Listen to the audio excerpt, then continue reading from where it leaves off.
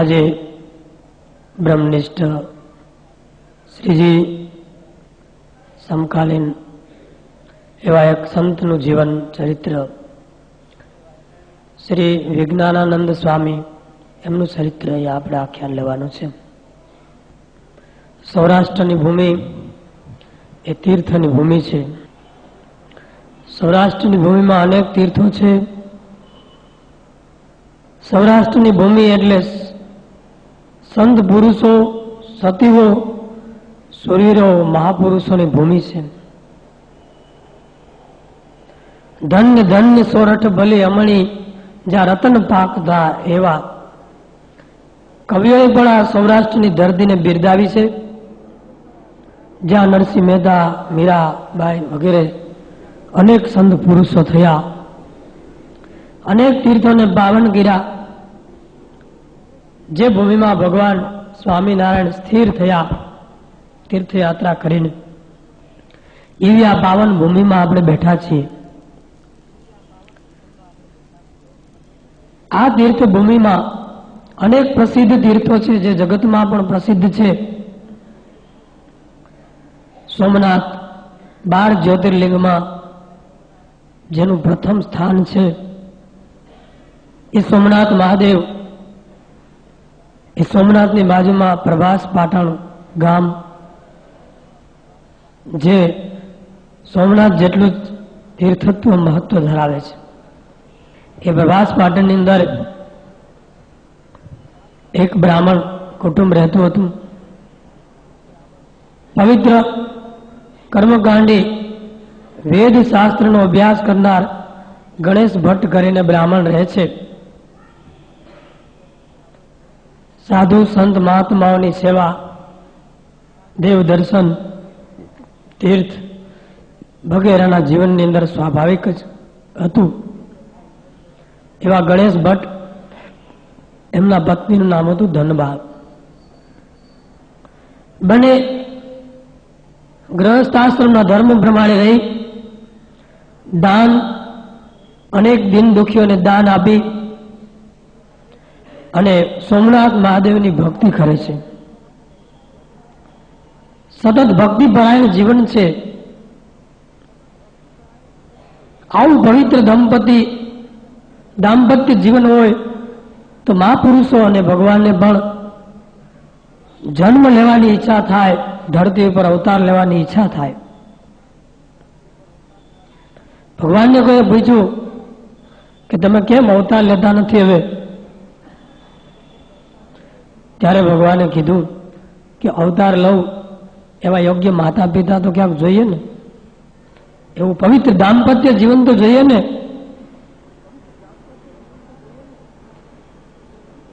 તો ભગવાનને એવા મહાપુરુષો જન્મ ધારણ કરે અને એમને ત્યાં જ ગણેશ ભટ્ટને 3 સંતાન, 2 પુત્ર અને 1 પુત્રી છે. મોટા પુત્રનું નામ છે સોમેશ્વર,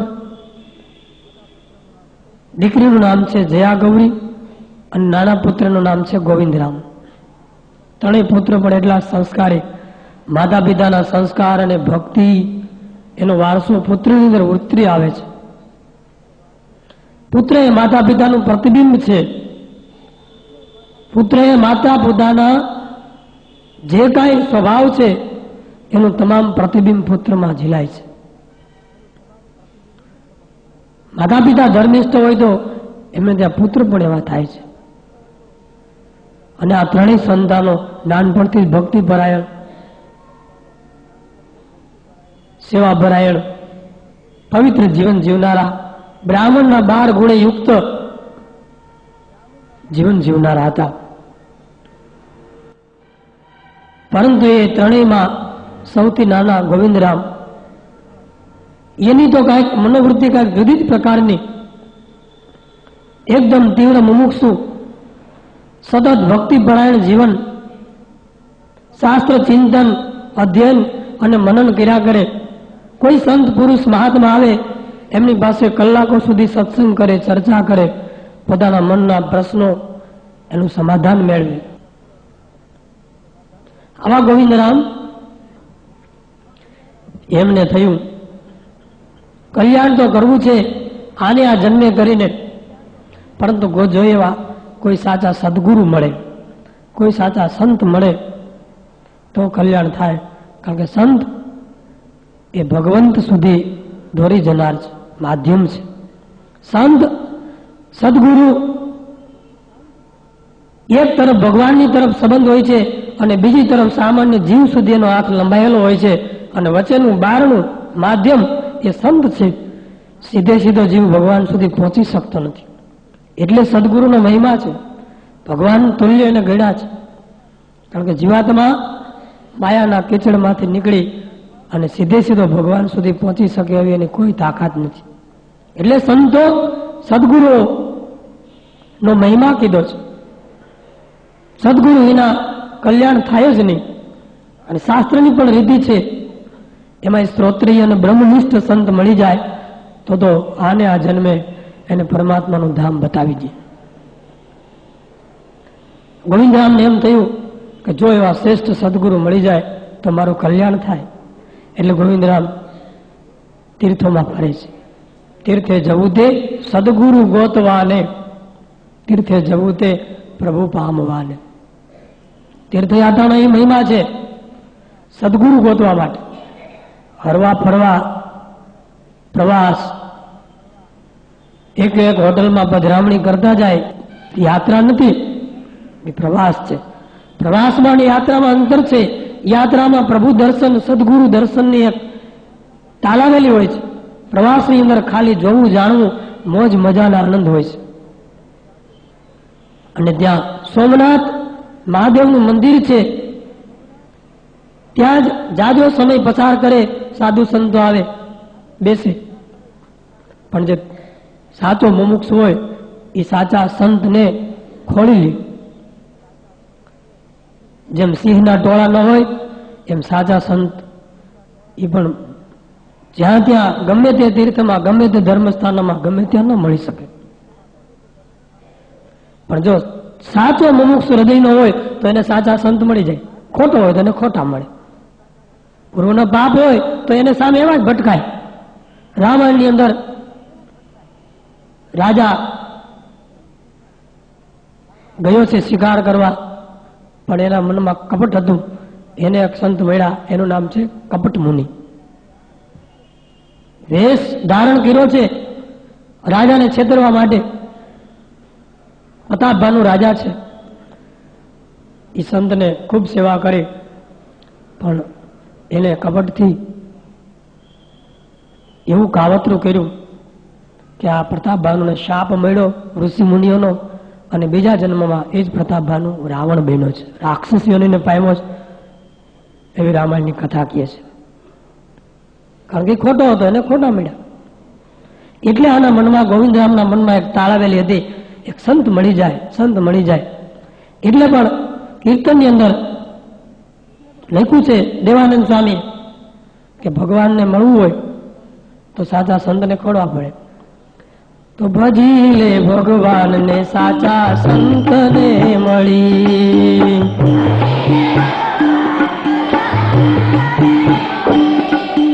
ભજી લે ભગવાનને સાચા સંતને મળી.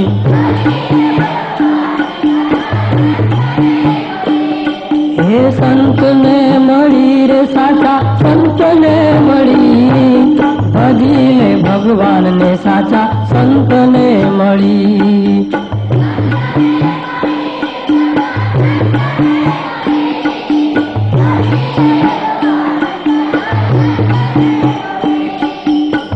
સંતને મળી પછી શું કરવાનું? આગલી લીટીમાં કહે છે ખાલી સંતને મળી અને રોકાઈ જવાનું નથી. સંત દ્વારા અવિનાશી પરમાત્માને ઓળખવાના છે. ઓળખી લે અવિનાશી રે જે જ્ઞાનમાં ગળી, ઓળખી લે અવિનાશીને ઓળખી અને જ્ઞાનમાં તું લીન થઈ જાજે. એ સદગુરુના વચનમાં ઓળખી લે અવિનાશી રે જે જ્ઞાનમાં ગળી.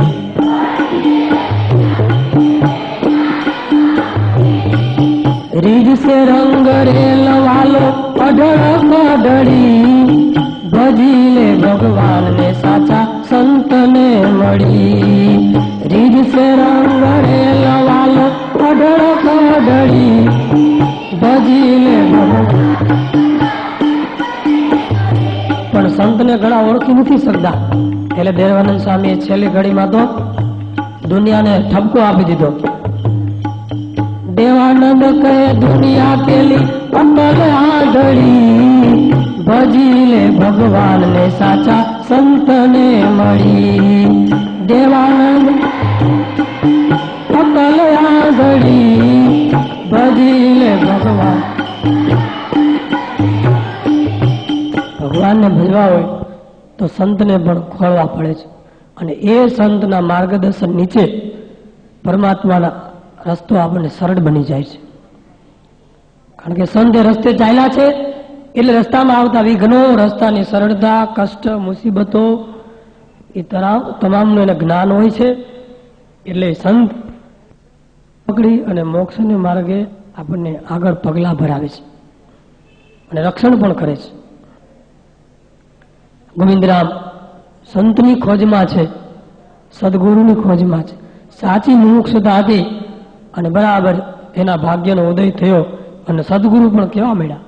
મુક્તાનંદ સ્વામી જેવા મહામુનિ સદગુરુ, જે શ્રીજી મહારાજ પણ જેને ગુરુ માને છે, જેમનો આદર કરે છે, એવા મુક્ત મુનિ સંત મંડળની સાથે પ્રભાસ પાટણ ક્ષેત્રમાં, સોમનાથ ક્ષેત્રમાં તીર્થયાત્રા, દેવ દર્શન અને સત્સંગ પ્રચાર માટે નીકળ્યા છે.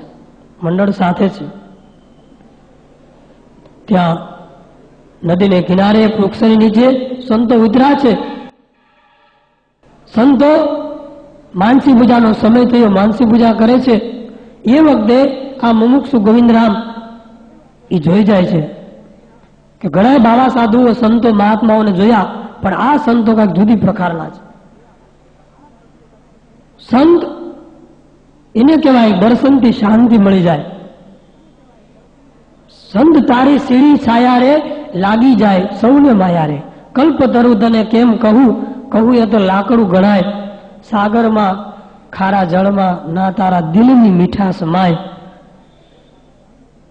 એવી સંત તારી સીડી છાયા લાગી જાય સૌને માયા.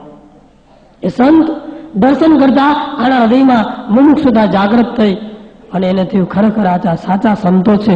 એની પાસે ગયા, પગે લાગ્યા, દર્શન કર્યા અને મુક્તાનંદ સ્વામીની અમી દ્રષ્ટિ એની પર પડી. એના મુમુક્ષુ સંતને ઓળખી ગયા. મુક્તાનંદ સ્વામીએ એમને પ્રગટ ભગવાનની મહિમાની એવી સુંદર વાતો કરી. આને પૂછ્યું કે તમે કોના સંત છો, ક્યાંથી આવો છો, ક્યાં જવાના છો? એણે કીધું અમે તીર્થયાત્રા માટે આવ્યા છીએ, અમે પ્રગટ ભગવાન સ્વામિનારાયણના સંતો છીએ. હાલમાં એ ભગવાનના પૃથ્વી ઉપર પ્રગટ છે. હાલમાં સરદાર ગામમાં બિરાજે છે. થોડા સમય પછી જેતપુર પધારવાના છે. હજારો નરનારીઓ અત્યારે ભગવાનને માને છે, ભગવાન તરીકે પૂજે છે. પૂર્વે ઘણા અવતાર થયા છે, પણ હયાતીમાં એમને કોઈ ભગવાન તરીકે સ્વીકાર્યા નથી. પાછળથી આપણે અત્યારે શ્રી રામ, શ્રી કૃષ્ણ કે જે કોઈ અવતારોનું ભજન કરીએ છીએ, એ સમકાલીન એ સમયમાં એમને ભગવાન તરીકે કોઈ સ્વીકાર્યા માન્યા નથી. બસ મોટા પુરુષ છે, સુરવીર છે, ધર્મ મર્યાદાનું પાલન કરનાર છે. વચનામૃતમાં લખ્યું છે મહારાજે કે યાદવો હતા, બધા શ્રી કૃષ્ણ ભગવાન ભેગા રહેતા, પણ એટલું જ માનતા કે કળિયા છે ને બળિયા છે ને સુરવીર છે ને બધું જ બસ એવું. પણ યાદવો કાંઈ ભગવાન સર્વોપરી ભગવાન છે, અવતાર છે એવું કાંઈ માનતા નહોતા. તો રામચંદ્ર અવતારમાં પણ એવું થયું. બીજા બધા અવતારો તમે 24 જુઓ. હયાતીમાં તો હજારો ને લાખો મનુષ્ય જો ભગવાન તરીકે માનતા હોય તો એ સ્વામિનારાયણ ભગવાન છે. હજારો પરમહંસો એને માટે ભેખ લઈ નીકળી પડ્યા છે, એ ભગવાનને માટે. એ કોઈ જેવા તેવા નહીં. શિલ્પકારો, સંગીતકારો, વિદ્વાનો, પંડિતો, કવિઓ, મોટા મોટા રાજકવિઓ, યોગીઓ, જેનો ક્યાંય જોટો ન મળે એવા ભેખ લઈ અને એક વચને એ નીકળી પડ્યા છે. એ સ્વામિનારાયણ ભગવાનનું ભગવાન પણ બતાવે છે. મુક્તાનંદ સ્વામી એ બધી વાતો કરી. ગોવિંદરામને એમ થયું કે સાચા સંત છે, ભગવાનની વાત કરે છે, પણ મારે ખાતરી તો કરવી છે.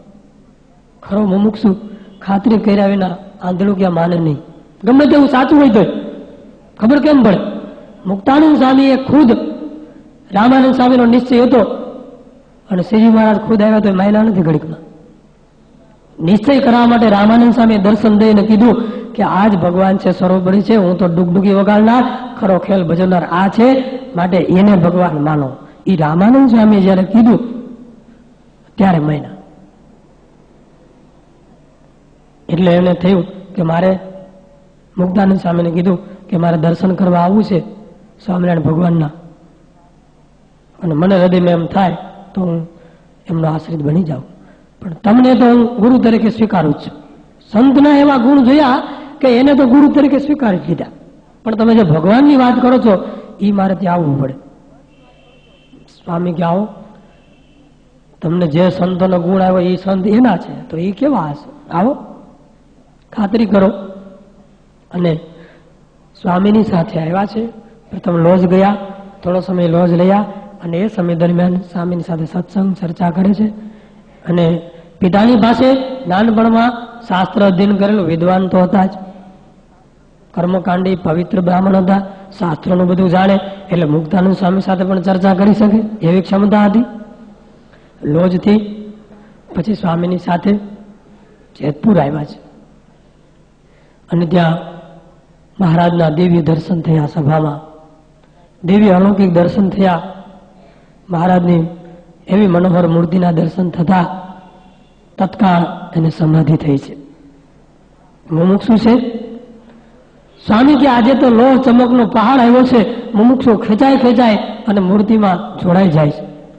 લોહ ચુંબક તુલ્ય વૃત્તિ મૂર્તિમાં જોડી, એવી વૃત્તિ જોડાઈ ગઈ અને સમાધિ થઈ ગઈ. દિવ્ય દર્શન થયા, દિવ્ય મુક્તો, દિવ્ય અક્ષરધામ, અને અનંત સુખનો અનુભવ થયો. દિવ્ય સુખનો અહોપણું થયું. સમાધિમાંથી જાગૃત થઈ અને મહારાજના ચરણમાં મસ્તક મૂકી દીધું. બસ એ મૂક્યું. સંપૂર્ણ સમર્પિત થઈ ગયા, સંપૂર્ણ શરણાગતિ સ્વીકારી લીધી. પ્રભુ હવે તો અહીંયા જ દ્વારકા, અહીંયા જ મથુરા, અહીંયા જ કાશી, અને અહીંયા જ સોમનાથ. 68 તીર્થ ચરણે કોટી ગયા કાશી. પ્રગટ પુરુષોત્તમનું જે દર્શન કરશે કુટુંબ સહિત તરશે.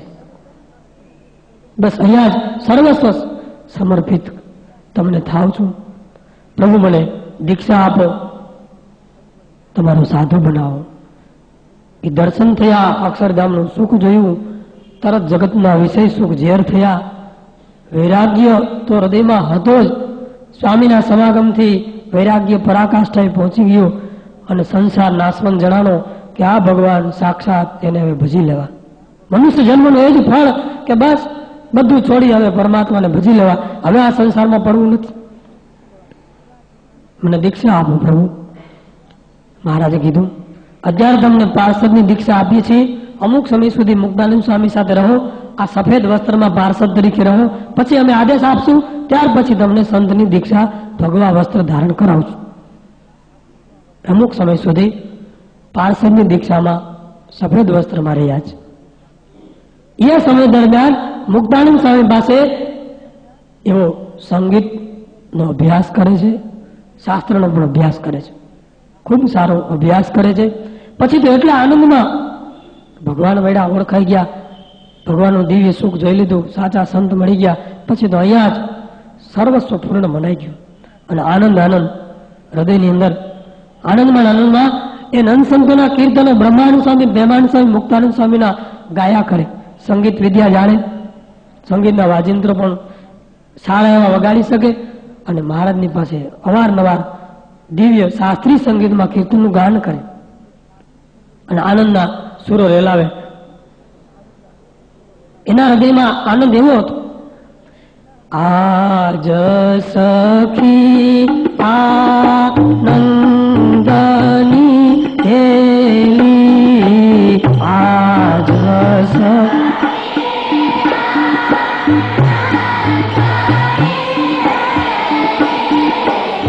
હરિમુખ જોઈને હું થઈ છું રે ગેલી.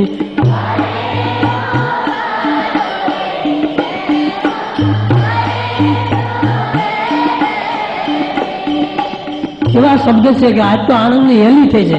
જેમ વરસાદની હેલી થાય 15 દિવસ સુધી એ ધાર બંધ ન થાય, એમ આજે મારા હૃદયમાં આનંદની હેલી થઈ છે. ક્યાંય સુખ સમાતું નથી, કારણ કે હરિમુખ જોઈને થઈ છું ઘેલી. ભગવાનનું મુખ, ભગવાનનું દર્શન કરતા હું ઘેલી બની ગઈ છું.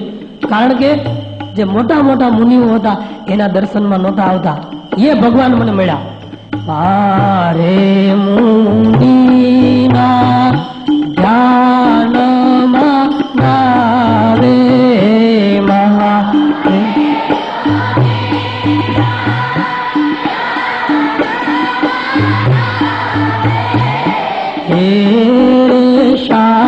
શામળીઓજી મુજને બોલાવે.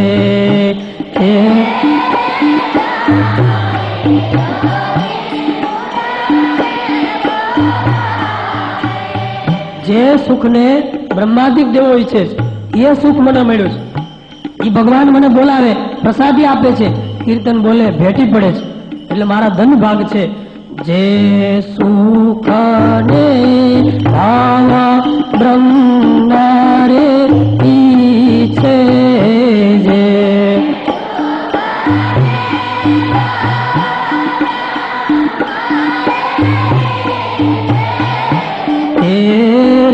શામળીઓજી મુજને રે પીછે.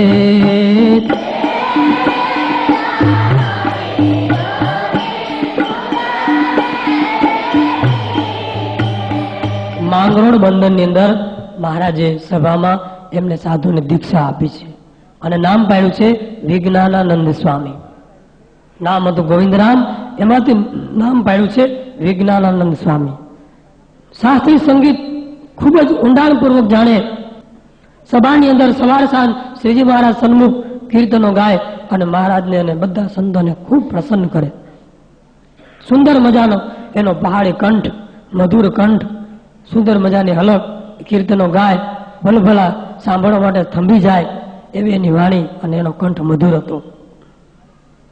ખૂબ સારા ગાયક બ્રહ્માનંદ સ્વામી, મુક્તાનંદ સ્વામી, પ્રેમાનંદ સ્વામી એના કીર્તનો વિશેષ ગાય. જે બ્રહ્માનંદ સ્વામી આનંદ સંતો અષ્ટકવિ કીર્તન બનાવે અને નવે નવું કીર્તન બન્યું હોય અને મહારાજની સામે સભામાં એ રજૂ કરે. મહારાજ એમને ભેટે પ્રસાદીના વસ્ત્ર આપે, પ્રસાદી આપે અને એની પર ખૂબ રાજીપો બતાવે છે. સંગીતકાર હતા, વિદ્વાન હતા અને ઉત્તમ લહિયા હતા. લહિયા એટલે લખનાર. મુક્તાનંદ સ્વામીના લહિયા તરીકે વિજ્ઞાનાનંદ સ્વામીએ ઠેઠ સુધી આ જીવન સેવા બજાવી. મુક્તાનંદ સ્વામીને મહારાજે મધ્યના 58મા વચનામૃતની અંદર કીધું છે કે પોતાના ઈષ્ટદેવ તથા સંપ્રદાય સંબંધી ગ્રંથો, શાસ્ત્રો એની તમારે રચના કર્યા કરજો. આ તમને દેહ પર્યંત અમારી આજ્ઞા છે. અને મુક્તાનંદ સ્વામી આજ્ઞા શિરોમાન્ય રાખી દેહ પર્યંત ઈષ્ટદેવ સંબંધી કીર્તનો, શાસ્ત્રો, ગ્રંથો છેડ સુધી કલમ ચાલુ રાખી છે. અને સ્વામી જે કાંઈ લખે એને સારા અક્ષરમાં એ વિજ્ઞાનાનંદ સ્વામી ખરડાઓ તૈયાર કરે, સંતોને મોકલે. કીર્તનો, ગ્રંથો, કેટલાય ગ્રંથો અને કીર્તનો એ વિજ્ઞાનાનંદ સ્વામીએ લેખન કર્યું છે લહિયા તરીકે. ગ્રંથો પણ લખેલા છે મુક્તાનંદ સ્વામીના વગેરે. અને એ ગ્રંથો અત્યારે હાલની અંદર પણ વડતાલમાં સંગ્રહસ્થાનમાં આપણું છે એની અંદર સચવાયેલા છે વિજ્ઞાનાનંદ સ્વામીના હસ્તાક્ષરના. આવા ઉત્તમ લહિયા હતા. પાછા સાધુતાની મૂર્તિ, જે કોઈ એક પ્રકરણ મહારાજ બદલે એમાં સુરવીરતાથી સંપૂર્ણપણે મહારાજના આજ્ઞાનું અને વચનનું પાલન કરતા. સાધુતાની મૂર્તિ, તપપરાયણ, વ્રતનિષ્ઠ, જપ કરનારા એવા ઉત્તમ વિજ્ઞાનાનંદ સ્વામી ખૂબ સંત સારા. અને આટલી બધી એનામાં ગુણ, સદગુણો, શક્તિ હતી. બધા એને માને, પૂજે. શ્રીજી મહારાજના દીક્ષિત 1500થી ઉપરાંત સંતો હતા. એમાં સૌથી છેલ્લા રહેલા વિજ્ઞાનાનંદ સ્વામી છે. એટલે સત્સંગીઓ અને સંતો એમના દર્શન કરવા છેલ્લે જાય, એમની પાસેથી જૂની જૂની મહારાજની નજરે દેખેલી વાતો, સરસ વાતો કરે, કથાની એવી શૈલી સુંદર મજાની, અને મહારાજના પ્રત્યક્ષ ચરિત્ર જોયેલા માણેલા છેલ્લા નંદ સંત, એટલે એમણે બધા સત્સંગીઓ સાધુ એમની પાસેથી આ વાતો સાંભળે. આધ્યાત્મિક સ્થિતિ ખૂબ એની ઊંચી હતી. સ્થિતિ એને ખૂબ ઊંચી પ્રાપ્ત કરેલી. જપ કરવું એનું અંગ હતું. માનસિક જપ કરે, મનની અંદર જપ કરે, કલાક સુધી બેસે, 2 કલાક બેસે રાત્રિએ, મન સ્થિર થાય પછી ધ્યાન કરે. શરીર શુદ્ધિ અને મનની અને ચિત્તની શુદ્ધિ માટે યોગની ક્રિયાઓ પણ કરતા. આસન, ધ્યાન, ધારણા, પ્રાણાયામ એનો સતત અભ્યાસ કરતા. પ્રાણાયામ દ્વારા મનને સ્થિર કરી અને ભગવાનમાં મૂર્તિમાં મનને લગાડતા. શરીરની શુદ્ધિ, ચિત્તની શુદ્ધિ કરી અને અખંડ ધ્યાન કેમ વધે એનો સતત અભ્યાસ કરતા. ધીમે ધીમે ધીમે અભ્યાસ કરતા કરતા એમને એકવાર એવી સ્થિતિ કેળવી કે 8 કલાક સુધી એ ધ્યાનમાં સતત બેસી શકતા. અખંડ ધ્યાન કરે, આવી અને ધ્યાનની સ્થિતિ પ્રાપ્ત કરી. એટલા એક ઊંચી સ્થિતિએ પોતાના ખંત ખટકો અને મહિમાથી પહોંચી ગયા છે. એટલું જ નહીં, પણ સત્સંગ પ્રચાર માટે જેનું અંગ હતું એ અંગ પણ આ બધા અંગ સમાન. સત્સંગનો પ્રચાર કરવામાં, ગામડે ગામડે ફરવામાં એ પણ અગ્રગણ્ય સંત છે. ગામડે પહાડી પ્રદેશોની અંદર મહારાજે એમને આદેશ આપ્યો કે તમે વિદ્વાન છો અને ઘણી બધી ભાષાઓ જાણો છો. મરાઠી ભાષા જાણતા, હિન્દી ભાષા, મારવાડી ભાષા પણ જાણતા, બધી ભાષાઓની અંદર કથા કરી શકતા આવા વિદ્વાન હતા. એવા પ્રદેશોની અંદર ફર્યા છે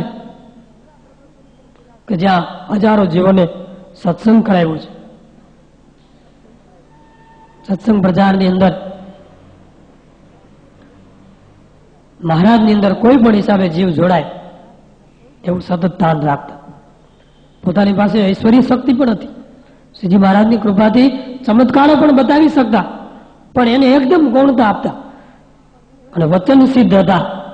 જે કાંઈ બોલે એ સત્ય થતું. કોઈ પણ ઈચ્છા હોય એને પૂરી કરતા કે આમ થશે એટલે એમ જ થાય. એવા વચન સિદ્ધ હતા, ઐશ્વર્યવાન હતા. છતાં પણ મુમુક્ષોને જ્યારે પોતાના વિશે અતિ ભાવના થયેલી જોવે એટલે એમ કહેતા કે જો હું તો એક સાધુ છું, સ્વામિનારાયણ ભગવાનનો સાધુ છું, મારામાં વળગતા નહીં. તમને મારા પ્રત્યે ભાવના છે, મારામાં ઐશ્વર્ય છે, ચમત્કાર છે, મેં તમારા અમુક કાર્યો વ્યવહારની મેં કરી દીધા છે એટલે તમે મને માનો, પૂજો, પણ શ્રીજી મહારાજથી મને તમે વધુ નહીં માનતા. મહારાજ આપણા ઈષ્ટ છે અને મારામાં જે કઈ શક્તિ ઈશ્વરી આવ્યું છે એ ભગવાન સ્વામિનારાયણમાંથી આવેલું છે, એની કૃપાથી છે. અત્યારે હું ધારી તે કરી શકું શ્રીજીની કૃપાથી. એવી એનામાં શક્તિ હતી. અંધને દેખતા કરેલ છે, મળદાને બેઠા કરેલા છે, ભૂત પ્રેતને વશ કરીને એને દૂર કરેલા છે, કેટલાયને ચમત્કારો બતાવ્યા છે. પણ એ ઉપદેશની અંદર જ વણી લેતા. જ્યારે પોતાના વિશે કોઈને અતિભાવ થયેલો દેખાય કે આ ભગવાનને ગૌણ કરે છે ને મને મુખ્ય કરતો જાય છે, એટલે તરત યાદી આપી દે કે ગુરુ ગુરુની જગ્યાએ છે, ભગવાન ભગવાનની જગ્યાએ છે. ગુરુ છે એ તો જીવનો મેળાપ ભગવાનની સાથે કરી દે છે. ગોર છે એ કન્યાને હસ્ત મેળાપ વરની સાથે કરે છે. ગોર તો એના લગ્ન કરીને પછી ગોર એની જગ્યાએ અને વરઘોડિયાની જગ્યાએ. ગોર મહારાજનું કામ એટલું હસ્તમેળાપ કરી દેવાનું. એમ ગુરુ એ ગોર છે, જીવને શિવ સુધી પહોંચાડી દે. જીવને શિવ કર્યા અવિદ્યા ટાળી, અવિદ્યા ટાળી દે, જીવને શિવ સુધી પહોંચાડી દે, બસ પછી પોતાનું કામ પૂરું છે. અને એક દ્રષ્ટાંત આપતા કે ગુરુ એ નાવ છે. ગુરુ નાવ છે, નાવમાં બેસી તમે સંસાર સાગર તરી શકો, નાવમાં બેસી તમે દરિયામાં તરી શકો. એમ સંસારમાં તરવું હોય, સંસારને પાર કરવો હોય તો ગુરુની જરૂર પડે, નાવની જરૂર પડે. નાવ વિના સંસાર ન તરી શકાય, સાગર ન તરી શકાય. એમ ગુરુની જરૂર, પણ સંસાર પાર થઈ જાય, કાંઠે ફૂગી જાય પછી ઉતરી જવાનું. પછી નાવ કોઈ એવો મહિમા જાણે કે આ નાવથી હું પાર પડી ગયો, આને મને તારી દીધો, પછી કાંઠે ઉતરી નાવને માથે લઈને ફર્યા કરે કે આ કેમ ભાઈ? તો કે મને તો આ નાવે સંસાર સાગર પાર કરી દીધો, હવે નાવને ન છોડું. તો એ અણસમજુ છે. એમ ગુરુ નાવની જગ્યાએ છે, એની અમુક લિમિટ છે. સરહદ આવે એટલે ત્યાં ગુરુનું પૂર્ણ વિલંબ થાય અને ત્યાં ભગવાનમાં આપણે ચોંટી જવાનું છે. ભગવાન સુધી પહોંચવા માટે ગુરુ એક માધ્યમ છે, એક બારણું છે. બારણાને છોડી દેવાનું, પછી આગળ ચાલ્યું જવાનું છે. એમ વિજ્ઞાનાનંદ સ્વામી હજારો જીવોને ભગવાન ઓળખાવે છે, સત્સંગ કરાવે છે. માન અપમાનની અંદર સમાન બુદ્ધિ રાખી તિરસ્કારો સહન કરી અને હજારો જીવોને ભક્તિ કરાવે છે. ઘણી જગ્યાએ ગામડાઓની અંદર તિરસ્કારો થયા છે. મહારાજ વખતે તો સંતોને ખૂબ સહન કરવું પડ્યું છે. સાધુઓને મારી નાખવા સુધીના બનાવો બન્યા છે. 2 સાધુઓને મારી નાખેલા છે ધાગંધ્રાની અંદર. સોટીઓ વડે મારે, બાવા સાધુઓ ચીપિયાના માર મારે, શરીરમાંથી લોહી હાલ્યા જાય, ભરડો ઉઠી જાય, ધોળ માર મારે. પણ મહારાજનો આદેશ હતો કે તમારામાં ગમે તે તાકાત હોય, શક્તિ હોય, ઐશ્વર્ય હોય તો એ સામે એક શબ્દ બોલતા નહીં. મનમાં સ્મરણ કરજો, એનું હિત થાય એવો સંકલ્પ કરજો, સામે હાથ ઉગામતા નહીં. અને એ પણ કેવા સંતો ઐશ્વર્યવાળા હતા, પ્રતિકાર કરી શકે એવા હતા, છતાં ક્ષમા ધર્મ રાખી સામાન્ય ક્ષમા આપી એનું હિત થાય એવો સંકલ્પ કરી અને શ્રીજીની આજ્ઞાનું સંપૂર્ણપણે પાલન કરતા હતા. આજે આપણામાં કોઈ ઐશ્વર્ય નથી, શક્તિ નથી, સામર્થ્ય નથી, કોઈ આપણો તિરસ્કાર ક્યાંય કરતું નથી, છતાં કોઈક ને કાંઈક જરાક કહેવાય જાય તો એને કેટલું ખોટું લાગી જાય છે. અને નંદ સંતોની શક્તિ હતી. ગોપાળાનંદ સ્વામી જેવા ઐશ્વર્યવાળા યોગી, એનું પણ ઘણી જગ્યાએ અપમાન થયું છે, છતાં સ્વામી ધારે તો બ્રહ્માંડ ઊંધું વાળી દે એવી યોગ કળા હતી એની પાસે, પણ તો એ કાંઈ બોલ્યા નથી. નંદ સંતો અને પૂર્વે થયેલા ઋષિ મુનિઓ, એમાં જો કોઈ મોટો પાયાનો ફેર હોય તો એક મોટો ફેર છે. ઋષિ મુનિઓથી પણ એક પગલું આગળ નંદ સંતો છે. શા માટે? કોઈ પણ ઋષિ મુનિની કથા તમે પુરાણોની અંદર, ઇતિહાસોની અંદર, શાસ્ત્રમાં વાંચજો, પછી દુર્વાસા હોય, વિશ્વામિત્ર હોય, વશિષ્ઠ હોય, ચ્યવન હોય, કોઈ પણ હોય, એનો અપરાધ થયો તરત શાપ, અપરાધ થાય તરત શાપ. અને કોઈ નંદ સંતે કોઈને શાપ આપ્યો હોય તો એક પણ ઘટના બતાવી દેજો. અતિશક્તિ નહોતી એવું નહીં. મહારાજે વચનામાં લખ્યું છે વર્ગે શાપ દે નહીં, દઈ શકે એવી શક્તિ હોય તો શાપ ન દે. પ્રસન્ન થાય તો વરદાન આપે, પણ શાપ નથી. આવી શક્તિ હતી. અને ઋષિઓએ શાપ દીધા છે, એની કથાઓ આવે છે. અને નંદ સંતોએ કોઈને શાપ નથી. કારણ કે સમર્થ થકા ઝરણા કરવી એ બહુ કઠણ છે. શક્તિ હોય અને પ્રતિકાર ન કરવો એ બહુ કઠિન છે. એ નંદ સંતોમાં બધામાં ગુણ હતો. વિજ્ઞાનંદ સ્વામીની અંદર પણ આ ગુણ હતો. અને આવી રીતે વિજ્ઞાનંદ સ્વામી સત્સંગ પ્રચાર કરે છે. સહજાનંદ સ્વામી મહારાજ.